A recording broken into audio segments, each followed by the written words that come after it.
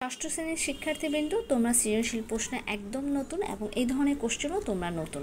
তোমরা এই ভিডিওটি দেখে কোশ্চেনের একটি ধারণা পেতে পারো, যেহেতু তোমাদের সামনেই অর্ধবার্ষিক পরীক্ষা।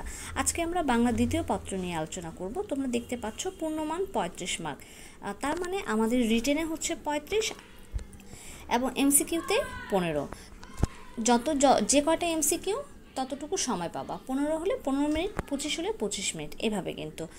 আর বাংলা দ্বিতীয় পত্র রিটেনে তোমরা সময় পাচ্ছ মাত্র 1 ঘন্টা 15 মিনিট। সময়টা কম মনে হলেও আসলে এই সময়ের মধ্যেই তোমাদের যথোপযুক্ত লেখা শেষ হয়ে যাবে আশা করছি। দেখো প্রশ্নে কি থাকবে। প্রথমে থাকবে রচনা, দুটা থাকবে, যে কোনো একটা দিতে হবে। এরপরে রয়েছে আবেদনপত্র এবং পত্র, দুটো থাকবে, যে কোনো একটা দিতে হবে। ভাব সম্প্রসারণ দুটো থাকবে, যে কোনো একটা। অনুচ্ছেদ থাকবে দুটোই, যে কোনো একটা দিতে হবে। এবং সারাংশ অথবা সারমর্ম থাকবে, যে কোনো একটা দিতে হবে। মোট আমাদের তাহলে হচ্ছে 5টা অংশ। হ্যাঁ, এখানে মিসপ্রিন্ট হয়ে গেছে, যাই হোক তোমরা বুঝতে হবে। এই 1 নম্বর পয়েন্ট, 2, 3, 4, 5, এই 5টা তোমাদের আনসার দিতে হবে। আশা করি তোমরা বুঝতে পেরেছো।